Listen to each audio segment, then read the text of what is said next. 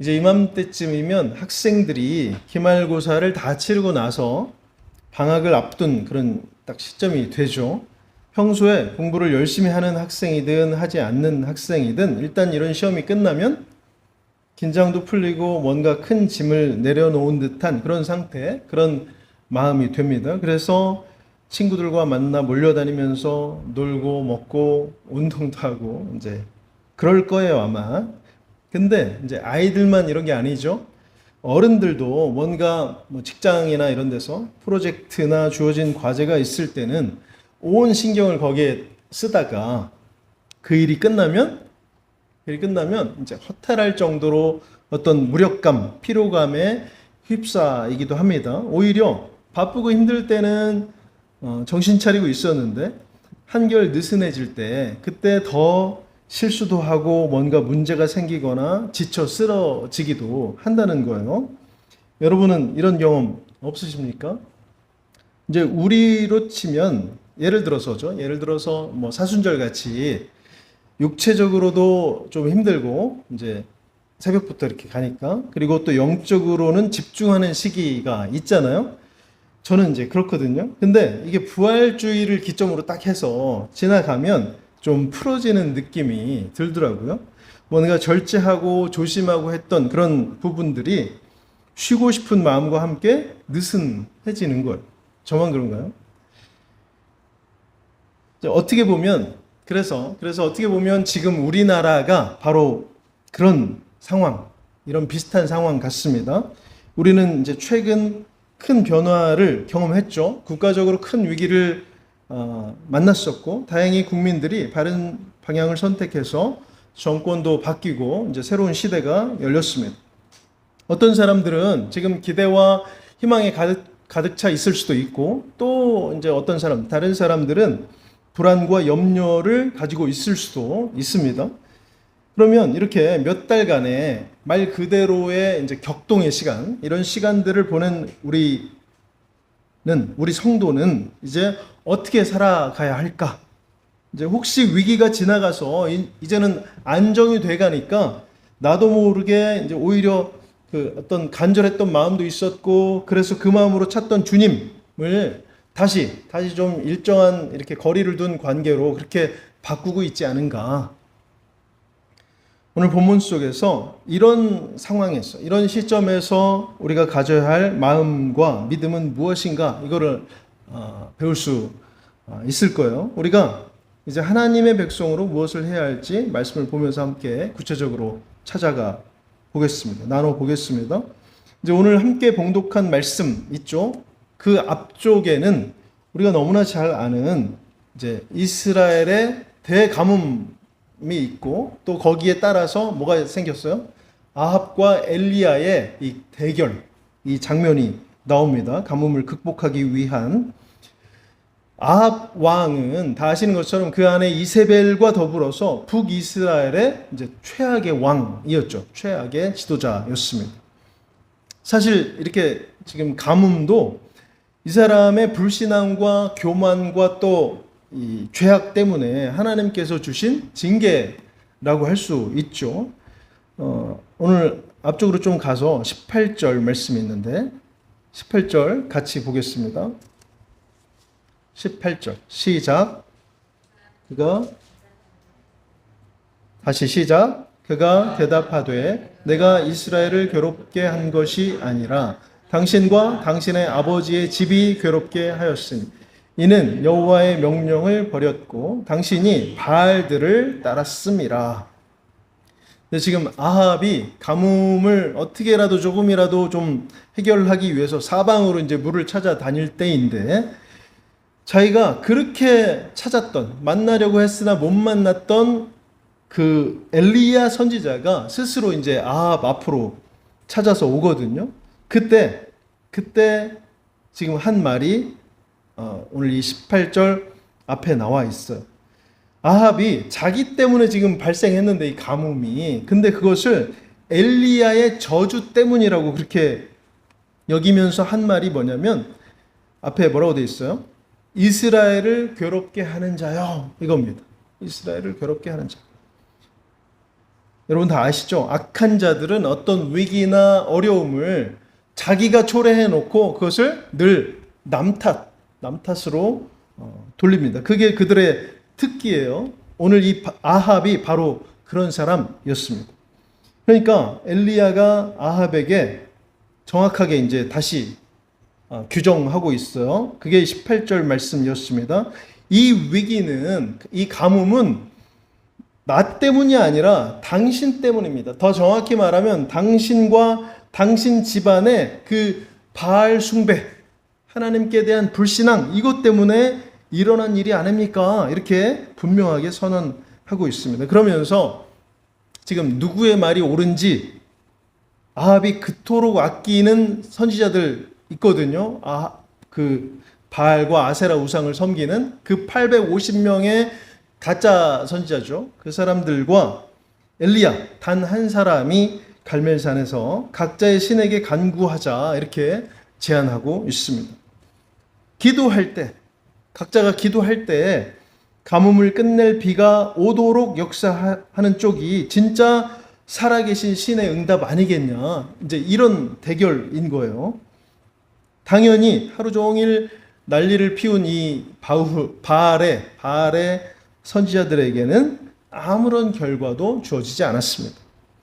26절입니다. 그들이 받은 송아지를 가져다가 잡고 아침부터 낮까지 바알의 이름을 불러 이르되 바알이여 우리에게 응답하소서 하나 아무 소리도 없고 아무 응답하는 자도 없으므로 그들이 그 쌓은 제단 주위에서 뛰놀더라.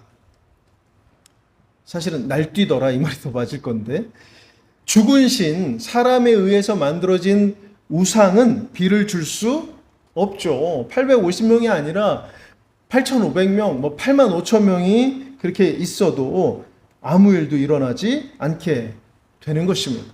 이제 그 다음에 엘리야의 순서가 됐어요. 모든 이 백성들을 불러 모은, 이제 그 자리에 이제 보려고 오는 사람들이 있었을 거 아니에요. 그 백성들을 다 불러 모으고 나서 엘리야가 어떻게 하냐면 32절 앞에 보니까 뭐라고 되어 있습니까? 그가 여호와의 이름을 의지하여. 엘리야가 지금 하나님의 이름을 의지하여 기도하기 시작합니다. 그 기도 내용이 37절이에요. 여호와여 내게 응답하소서, 내게 응답하소서. 이 백성에게 주 여호와는 하나님이신 것과 주는 그들의 마음을 되돌이키심을 알게 하옵소서. 이제 엘리야의 이 간구를 들으신 하나님께서 하늘에서 불을 내리셔서 가뭄을 내가 끝내겠다 하는 그 뜻을 보여주십니다. 여러분, 그럼 이제 이렇게까지 됐으니까 이스라엘의 위기가 끝난 겁니까? 가만히 기다리면 비가 오고 가뭄도 그치고 가뭄 전에 그 일상으로의 회복이 되는 걸까요? 가만히 있으면? 이제 엘리야는 하나님의 응답 후에도 자신이 할 일이 무엇인지를 알고 있습니다. 아, 위기가 이제 넘어갔구나. 이렇게 안도하면서 가만히 있는 게 아닌 거예요. 이 시간에 엘리야를 통해서 우리도 지금 이 시점을 기준으로 해서 하나님 앞에서의 믿음의 삶이란 어떻게 사는 것인가, 이거를 같이 보겠습니다. 첫 번째는 더 큰 소망을 가져라, 이겁니다. 더 큰 소망을 가져라. 하나님의 다스리심에 대한 더 큰 소망을 가져라. 41절 말씀을 같이 보겠습니다. 41절 시작. 엘리야가 아합에게 이르되 올라가서 먹고 마시소서, 큰 비 소리가 있나이다. 네, 앞에서도 이제 말씀드렸지만 엘리야가 살던 북이스라엘은 지금 3년 동안 극심한 가뭄으로 고통을 받고 있었어요. 모든 백성들이.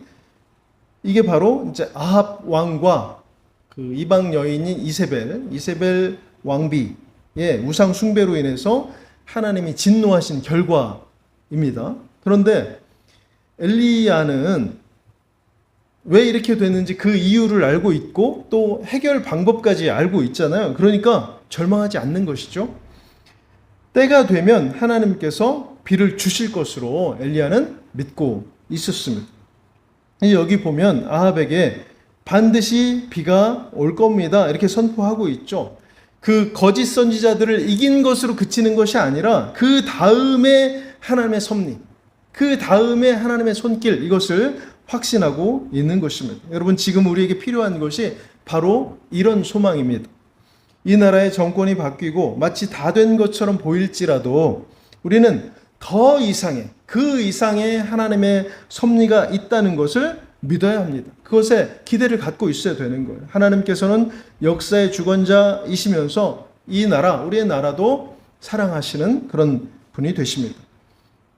그러니까 우리가 바랄 것은 새 지도자의 바른 생각, 어떤 그에 따른 국가 운영, 이것도 있겠지만 그보다 더 크게는 뭐예요?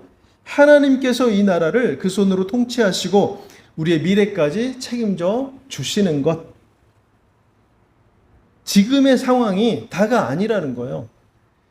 하나님의 응답 앞에서, 뜻 앞에서 더 크고 영원한 소망까지 품는 것이 진정한 믿음의 자세다. 욥기 23장 10절, 우리가 너무나 잘 아는 말씀. 내가 가는 길을 그가 아시나니 그가 나를 단련하신 후에는 내가 순금같이 되어 나오리라. 여러분, 우리에게 있던 어려움과 변화 속에서 하나님은 우리를 연단하시고 더 큰 계획, 이걸 세워두셨어요. 그걸 갖고 계십니다. 그러니까 주춤거리거나 미지근한 믿음으로 다시 구경꾼 같이 되지 말고, 그렇게 돌아가지 말고 오직 하나님의 다스리심을 믿고 더 큰 소망을 가져야 한다. 이것이 바로 우리가 지금 첫 번째로 해야 될 그런 일이 되는 것입니다. 두 번째, 우리가 지금 해야 할 일, 여전히 기도하라, 이겁니다. 여전히 기도하라. 안정됐다고 멈추지 말고 여전히 기도하라. 43절 말씀 함께 보겠습니다. 오늘 43절 말씀 시작. 그의 사환에게 이르되 올라가 바다 쪽을 바라보라. 바라보고 말하되 아무것도 없나이다. 이르되 7번까지 다시 가라. 네, 엘리야는 지금 비가 올 것이라는 그 확신을, 소망을 가졌지만 그렇다고 해서 마냥 기다리고 있었던 게 아닌 거예요. 갈멜산 꼭대기로 다시 올라갔습니다. 그래서 그 자리에 꿇어 엎드리죠. 그리고 얼굴을 무릎 사이에 놓고서 간절히 기도하고 있습니다. 얼굴을 무릎 사이에 놓다. 다른 거 안 보겠다는 거예요. 오직 하나님과만 교제하겠다. 소통하겠다. 한 번 기도하고 끝낸 것이 아닙니다. 7번이나 종을 보내서 바다 쪽, 그러니까 지중해 쪽이겠죠. 그쪽을 살펴보게 하면서 자신은 계속 기도하고 있는 거예요. 계속. 작은 손바닥만한 구름이 보일 때까지, 위기를 바꾸시는 하나님의 역사하심을 볼 때까지, 그때까지 쉬지 않고 기도하고 있습니다. 우리는 흔히 어떤 상황이 좀 안정되면, 해결될 듯하기만 하면 기도를 소홀히 하는 경향이 있습니다. 그렇죠? 간절한 마음, 절박한 심정이었다가도 어느 정도 이게 회복이 되는 것처럼 그렇게 보이면, 생각되면 도로 무뚝뚝한 아들처럼 그렇게 돼 버리는 거예요. 일어서도 앉아도 기도했고 여기든 저기든 하나님을 찾고 그랬었는데 그 문제가 좀 풀리는 것처럼만 보이면, 그렇게 생각되면 그때부터는 뜸해진다는 겁니다. 뭐가요? 기도. 짧아져요. 갈수록 짧아지고 갈수록 띄엄띄엄 가끔 하게 되는 것입니다. 그러나 여러분, 기도는 어느 때라도 해야 합니다. 어느 때라도. 응답을 주신 후에, 하나님의 뜻을 깨달은 후에, 그때 더 기도해야 됩니다. 더 주님을 찾고 그 앞에 엎드려야 한다. 정권이 바뀌고 이제 새로운 희망이 보이는 듯 하니까 이제 모든 문제가 유능해 보이기도 하니까 해결될 것처럼 그렇게 생각할 수 있습니다. 그러나 오늘 말씀은 우리에게 끊임없이 기도해라, 이렇게 가르쳐 주고 있습니다. 상황이 나아지고 안정된 것처럼 보일 때도 우리는 여전히 그 힘들었던 그때와 동일하게 하나님 앞으로 나아가야 하는 것입니다. 겸손하고 간절한 마음으로 주님을 향해서 우리의 온 마음을 드려야 한다는 거예요. 기도는 호흡과 같다, 우리가 이렇게 말하잖아요. 기도를 멈추는 것은 영적으로 숨쉬지 않는 것과 마찬가지가 됩니다. 이 나라와 민족을 위해 또 새로 세워진 위정자들을 위해 그리고 우리 교회와 가정을 위해 우리는 끊임없이 기도해야 되겠습니다. 에베소서 6장 18절 말씀 모든 기도와 간구를 하되 항상 성령 안에서 기도하고 이를 위하여 깨어 구하기를 항상 힘쓰며 여러 성도를 위하여 구하라. 뭔가 된 것처럼 보인다고 안정됐다고 그래서 풀어지는 것이 아니라 더욱 깨어서 우리가 여전히 기도할 수 있기를 항상 기도하는 성도가 될 수 있기를 간절히 바랍니다. 이것이 지금 우리가 해야 될 두 번째 일입니다. 마지막 세 번째 우리가 할 일은 주신 능력으로 살라 이겁니다. 주신 능력으로 살라. 누가 주신? 주님이 주신 능력으로 살라. 46절 말씀 함께 보겠습니다. 46절이에요. 시작. 여호와의 능력이 엘리야에게 임함에 그가 허리를 동이고 이스라엘로 들어가는 곳까지 앞에서 달려갔더라. 이제 마침내 비가 내리기 시작했는데 이렇게 보니까 엘리야가 어떻게 했어요? 지금 봤잖아요. 아합 왕보다 앞서서 이스라엘로 그 평야 지역이 있거든요. 그곳으로 달려갔습니다. 아합이 이 큰 비가 오는 것을 보니까 혹시 위험해질까봐 걱정이 됐나 봐요. 엘리야가 지금 마차를 타고 가소서 했는데 엘리야는 안중에도 두지 않고 자기 혼자만 살겠다고 마차를 타고 도망치듯이 이제 이 갈멜산 지역을 벗어나고 있습니다. 여러분 어떤 사람인 것 같으세요? 이 아합이라는 왕? 여전히 하나님 신앙보다 세상의 수단을 더 신뢰하고 의지하는 그런 어리석은 인생이죠. 지금 하나님께서 역사하시는 것을 자기가 직접 목격하고 있었잖아요. 그런데도 엘리야를 찾지 않고 그 마차는 무엇을 말하는 거예요? 세상의 수단, 세상의 방법입니다. 이 마차보다 그런데 지금 엘리야가 어떻게 하고 있어요? 앞서서 달려가고 있다는 거예요. 자신의 지금 두 다리만으로 마차보다 앞서간대요. 도망치듯이 가니까 마차가 지금 얼마나 빨리 갈 거예요. 그런데 엘리야는 그보다 더 빨리 가고 있다. 이것은 지금 단순한 육체적 능력을 말하는 게 아닙니다. 어떻게 이럴 수 있어요? 엘리야가 웨야드 지금 여호와의 능력이라고 되어 있는데 사실은 여호와의 야드 손입니다. 손. 하나님의 손이 지금 엘리야를 이끌어 주시고 있다는 것입니다. 하나님의 능력이 엘리야를 사로잡아서 우리가 상상할 수 없는 어떤 힘을 발휘하게 만들어 주셨다는 거예요. 또 뭐라고 되어 있습니까? 엘리야가 허리를 동였다. 이렇게 나오죠. 허리를 동였다. 그만큼 하나님의 능력을 온전히 기대하면서 지금 준비하고 있었다는 거예요. 엘리야. 여러분 오직 하나님의 능력을 의지할 때 엘리야가 지금 아합이라고 하는 그 당시 세상 최고의 힘과 능력, 어떤 수단 이것을 뛰어넘고 있는 것을 분명히 확인하시기 바랍니다. 우리 역시 여러분 하나님께서 주시는 이런 능력으로 살아가야 됩니다. 우리를 둘러싼 환경에 따라서 좌절했다가 일어섰다가 이렇게 하는 것이 아니라 우리에게 맡겨진 자리에서 하나님께서 주시는 그 능력으로 최선을 다하면서 사는 게 믿음의 삶이라는 거예요. 그게 성도의 삶이 되는 것입니다.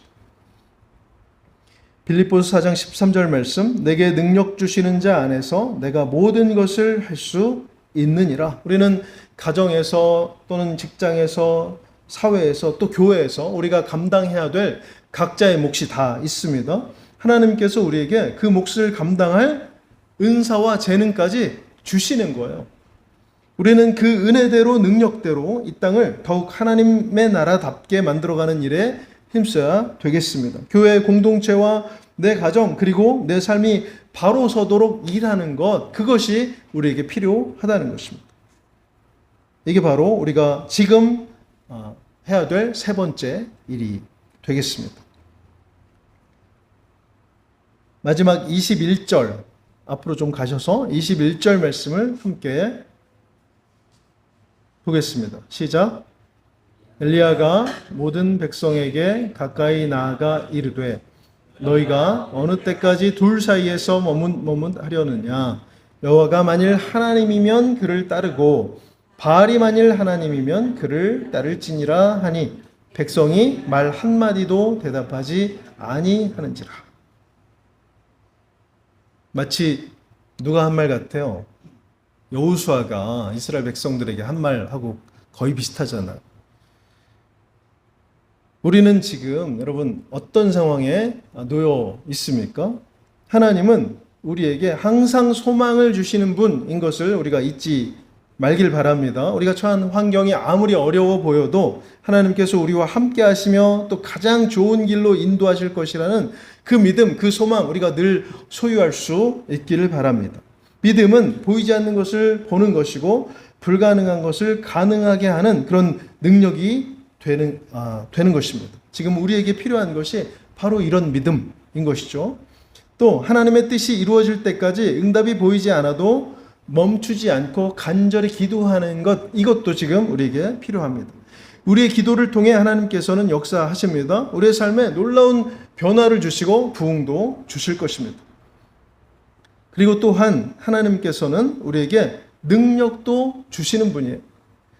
우리가 하나님의 자녀로서 이 땅을 살아갈 때 때로는 감당하기 어려운 상황에 놓일 때가 분명히 있어요. 그러나 그럴 때 우리가 걱정하지 마시길 바랍니다. 하나님께서는 우리가 그것을 감당할 수 있도록 필요한 지혜와 힘과 용기까지 주십니다. 중요한 것은 우리가 그 능력을 믿고 의지하는 것이고 실제의 우리 삶 속에서 주님을 경험하는 것, 바로 그것입니다.